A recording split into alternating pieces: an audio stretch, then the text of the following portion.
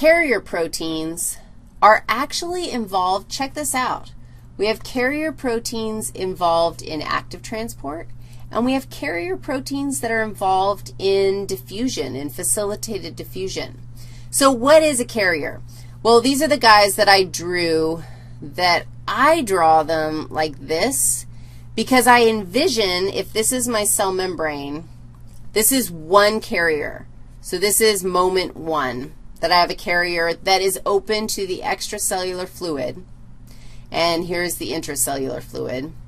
And then at moment 2, for some reason, the carrier has a conformational change, a shape change. Oh, geez.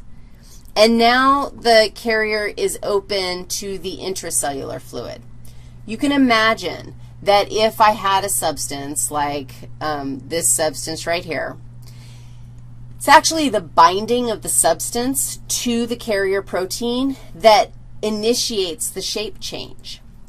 The shape changes, the conformation changes, and then the conformation change literally changes where the opening is. The opening started to the extracellular fluid, molecule bound,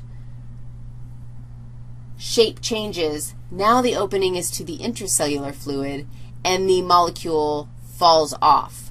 We've now transported the molecule from the extracellular fluid into the intracellular fluid.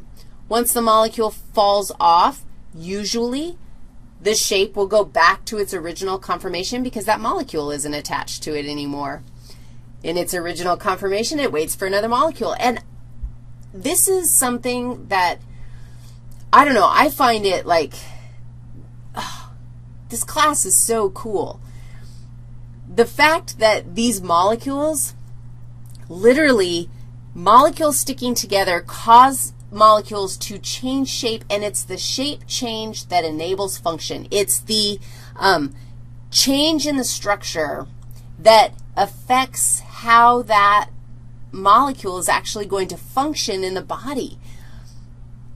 A pattern that we will see over and over again because that's literally how everything works. Now, if you know that molecules, that these carriers can enable facilitated diffusion or active transport, what is the difference? Like, how are you going to know if this is facilitated diffusion or active transport? There's one easy peasy way of knowing. Are we pumping molecules against the concentration gradient, or are we pumping them with the concentration gradient? Okay, so I'm going to make this into either facilitated diffusion or active transport. Are you ready? This is what I'm doing. This is like this. Okay. Did we pump that thing with the concentration gradient or against the concentration gradient? So higher concentration in the intracellular fluid, we moved a particle from the extracellular fluid into the intracellular fluid. That's against the concentration gradient. We're pumping something into its higher concentration zone, which means that has to be an example of active transport. Active transport is what we're talking about next.